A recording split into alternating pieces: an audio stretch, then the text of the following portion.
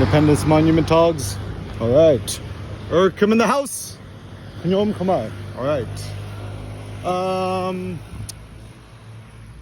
Bitcoin philosophy, the prophecy. First and foremost, the freaking love Phnom. I love Phnom Penh forever. I love Cambodia forever. It's like, where in the world can you wake up at like 2:30 a.m., 3 a.m., walk the streets, have all these nice people around, and feel like 1,000,000,000% safe?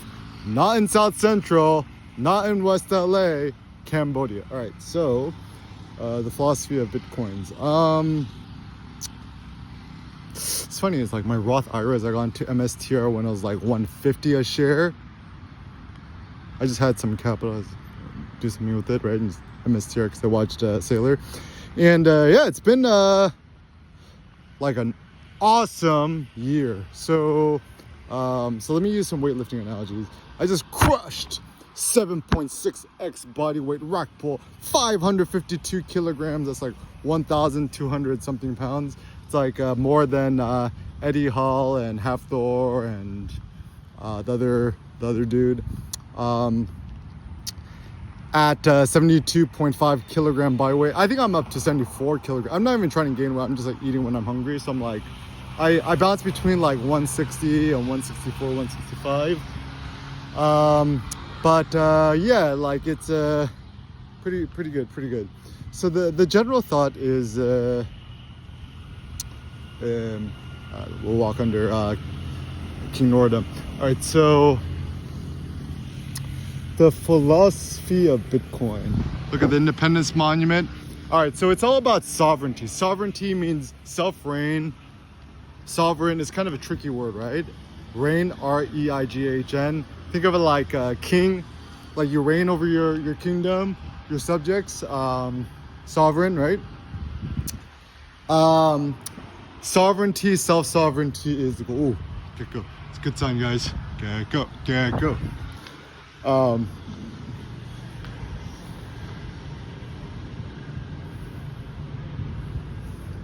Right? Selfie with the king. All right? There's no second best city, Phnom Penh. Going up. Shout out to Tim Kutzman, the Bitcoin Treasury's digital conference. It's actually kind of cool. So I'm actually super inspired by Tim because shout out to Tim because Tim Kutzman, the Bitcoin Treasury's guy, right? Like, it wasn't that long ago. It was what, like 6 months ago, 9 months ago. He was just like, okay, Bitcoin Treasuries is going to be a big thing. Let me try to start some sort of media startup thing on it. And he done did it. And he is crushing it. He is killing it. I think, I don't know, like, what does Bitcoin mean? Okay, so first, scarcity. Not artificial scarcity like blood diamonds in Sierra Leone. Real scarcity that is mathematical, physics-based, and it's also quantum computing resistant, whatevs, right? And it's funny, like, I say so I even, like, I'm like, I always joke, I'm like Asian bad at math, right? But the fundamentals are super simple, dudes, guys, girls, dogs, cats, street dogs. The simplicity is there's only going to be 21 million Bitcoins forever. And coin is just a metaphor. Like, you could just think of it like a unit of account. So if I could say there's going to be a zombie apocalypse and there's going to be only 21 million single family homes left on the planet, what's going to happen to the prices of homes? It's kind of like you already see this in Beijing, right? So, for example, you know, capital controls in China. Fun fact, I just registered. I've been blogging. I can't believe it doesn't. What is like ChinaBitcoin.net. I just registered it, and I'm just ChatGPTing stuff. Actually, the really huge, like insanely huge opportunity I see, the multi-quadrillion opportunity, is Bitcoin in China. It's so obvious. The Chinese love gold. And you know, like just talking to homeboy and you know, living abroad, right? Like, you know, A, no, China is not the enemy. B, no, China is not evil. If anything, the truth is probably America's the bad guys. We part the bad guys. We the big bad wolf. Everyone else is just the three little pigs. Maybe China is the brick pig, right? And yeah, so then America becomes the bully.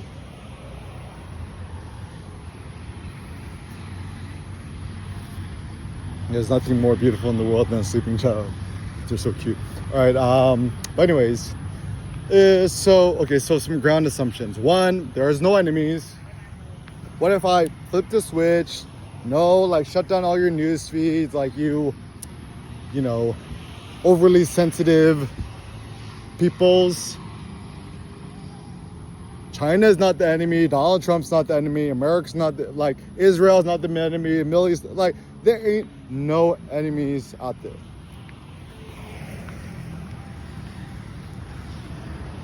All that matters is peace, prosperity, and mutual flourishing. Now, there's like 8 billion of us on the planet. There's only gonna be 21 million Bitcoins forever. Eventually, 99.999% of the population, probably I'll like actually ascertain, we're gonna hit 100% smartphone adoption on planet Earth because more than the average person has more than one smartphone that's locked in a drawer, and that's not part of official statistics.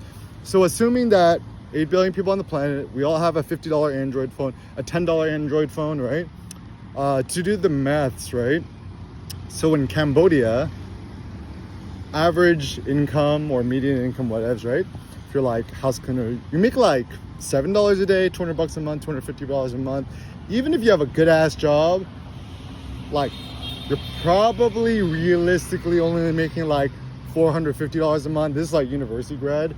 To do the maths, I mean, there's at least 5x or 10x financial leverage here. So if you're working as a house cleaner here, making $200 a month, that's like making $2,000 a month in the States, which is like kind of survivable-ish. Like, you know, you think about a lot of the immigrants in LA, that's what they do. Most of what they do is they commute from out of town for like an hour to get into Phnom Penh, the main city. And the holy grail for like, you know, super top university grad here is like $1,000 a month, right?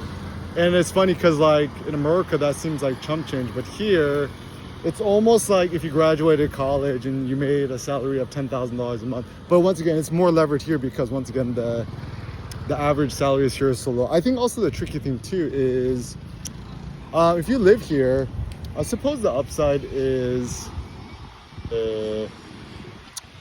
it's life here is very good if you make a foreign income and you live here because everything is much cheaper. It's only actually very difficult if you actually have to get a job here as a foreigner. Then you're like effing screwed, right? So don't aim to get a job here. It's a losing bet. You know, hopefully you're, you know, let's say you're an American, you own MSTR stock or Metaplanet 3350 MTPLF. You can also buy in the American Stock Exchange. I just picked up about like $50,000 worth of MTPLF on my my margin account. Dylan Leclerc, go. So yeah, I'm thinking a lot about like cross-cultural, cross-national, between Asia, Mekong area, this whole region, Asia, the States, the whole planet. My personal Archimedes lever is, you know, I'm Asian American, or I'm an American currently living in Asia, and you know, I'm gonna bounce back and forth. And I think the secret of the future is you ain't finna be nowhere forever, ever. Eventually, you're gonna perpetually be bouncing in between. So hopefully I'm successful or rich enough or whatever where I could just like, you know, take a business class or private class or first class. So at least I could just like lie down on a long term flight. I'm gonna know when I'm successful when I could pay a full first class seat for Seneca a long-term flight. That's going to be my my moment of success. Not there yet, but I think that's why it's good to always be striving. Okay, so as a consequence, yeah, I mean some thoughts, some things on my bucket list. One, I want to go to mainland China, not now, but eventually Beijing, Shanghai, whatever, right? Because I think there's so much anti-China propaganda from America, and yeah, like China's fine. More recent interesting statistics: population is probably more like 800,000 people, and actually the people are very, very peaceful. And as a consequence, I think the wise thing to think about is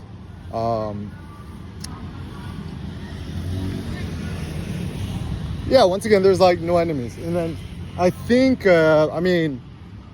my prediction, I think it's pretty obvious. Within the next 10 years, probably much sooner than that, China is going to open up her borders and her, things to Bitcoins. It's kind of inevitable because it's kind of like restricting your citizens from owning or purchasing or selling gold. And Chinese people love gold. And China is already penetrating the Bitcoin markets slowly but surely, very cautiously, intelligently, through Hong Kong, which is like SAR, Special Administration Region of China. Like Hong Kong is China.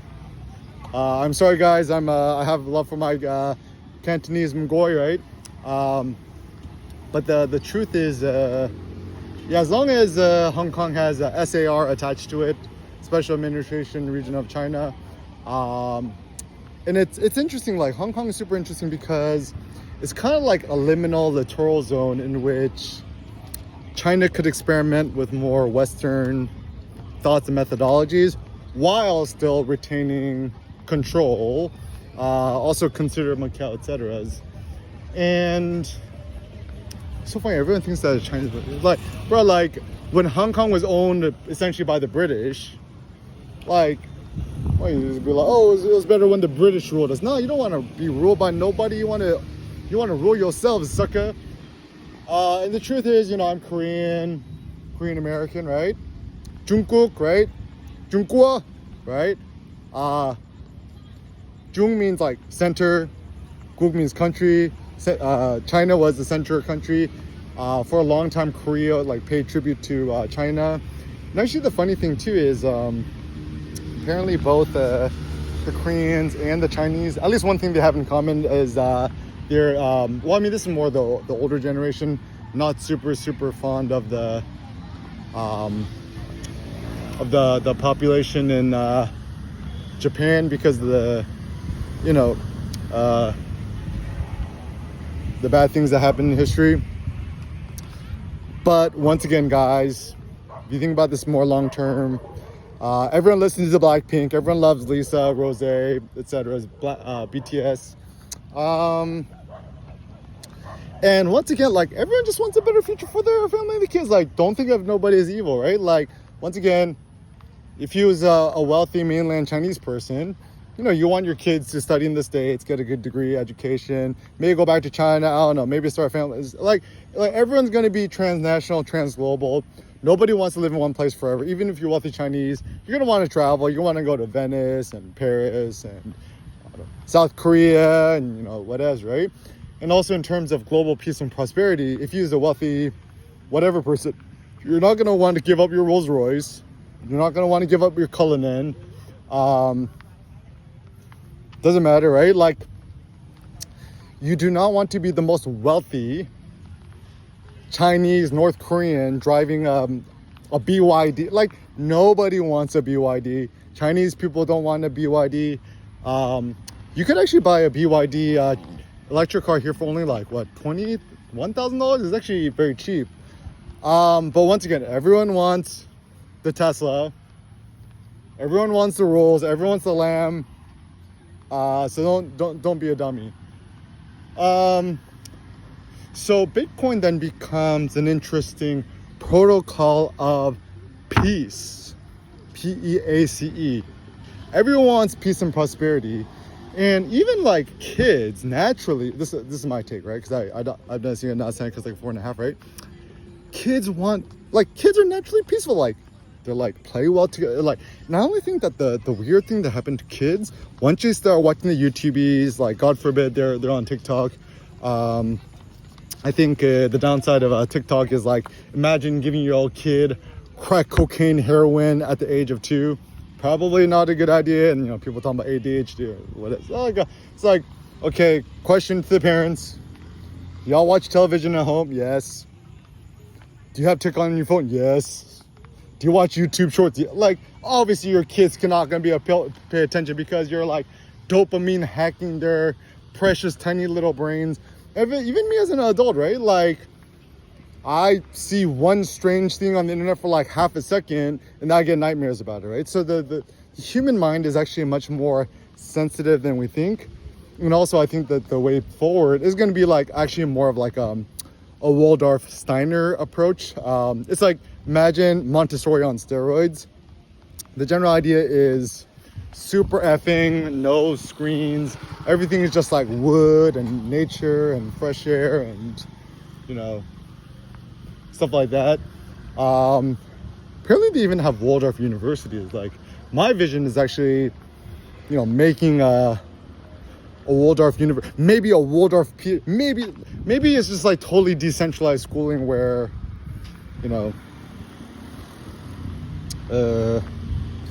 kids ain't trapped. We'll see what happens.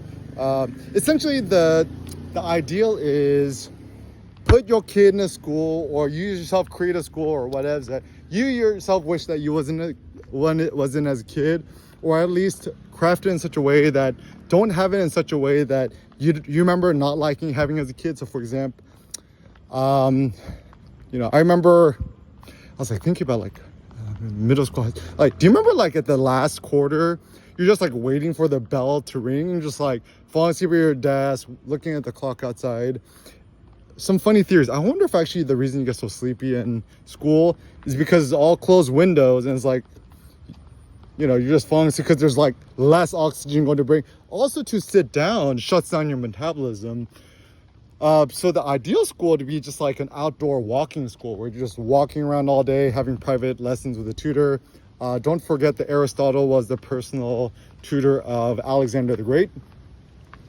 And actually the ultimate goal, guys, is you are the private tutor of your kid, because there's nobody on the planet more capable to educate your child than you. The kid is a mini you, right? No one is as genius and multifaceted visionary as you. Therefore, my simple suggestion as a good parenting skills is all via negativa. When you're with your kid, do the secret handshake, turn off your iPhone all the way, turn off your iPad totally, turn off your laptop totally. And out of sight, out of mind, there's even a Khmer proverb about this too. Turn it off all the way, put in your backpack, just toss it in a closet, close it, just don't look at it, right? Even if you need to charge your thing, just charge it in the morning, it's fine, you're not gonna die. And yeah, you'll be fine. I mean, if anything also too in the future, I think the simple thing, right? Like, we all grew up without phones. Your kid don't need a phone, right? Like, if you really need a phone for your kid, give your kid a dumb phone, right? But once again, that just becomes another weird tracking device. You don't need a phone. Just coordinate times. It's easy. And also the reason why kids are so active and adults are so not is that this is my simple observation. Whenever anyone's on a phone or an iPad or a laptop, immediately what happens? You stop moving your legs. You're sitting down mostly. You're lying down. Even Cindy had this interesting observation. New thing I'm gonna do too. When you're lying down, don't be on your iPad or your iPhone, because there's less blood flow going to your hands, your body, as you get more carpal tunnels, right? Either stand and use your device, walk around like I'm doing right now, or just turn it off all the way And productivity ain't worth your health. Even if you could be 1,000 times more productive, if your health is going to suffer, you're going to get carpal tunnel, you're going to feel pain, it is not worth it. Not worth it. Because for Americans, productivity is linked with wealth and riches. My thought is actually being super rich and wealthy is overrated. What's more important is grand health. And $1 trillion cannot buy you health. I mean, just look at Elon Musk. His health is very poor. Yeah, like the ultimate takeaway from the Isaac Walterson biography on him is yeah, you don't want to be Elon. Yeah, not good. So next steps forward. Obviously buy Bitcoin, Coinbase, or if you live in a jurisdiction that doesn't allow it, I guess Binance is like the second best. I mean, truth be told, I don't really trust Binance because it started by CZ. The guy seems kind of like sketch to me. So scratch that. Don't use Binance. I don't trust it. I just use Coinbase, the gold standard. There is no second best. If not, just buy MSTR, hodl forever. It's funny because people talk about hodling Bitcoin. No one ever talks about hodling MSTR. I mean, if you think about it, MSTR is like the genie in the ball. That's actually more volatile than the underlying class, which is the Bitcoin. Bitcoin is like the magic genie is like MSTR. The yield is the wishes that comes out of it. And so you could yield this instrument however you want. You know, it's still, we're always in a process of becoming, and this is what Bitcoin is. Bitcoin is always in a process of becoming.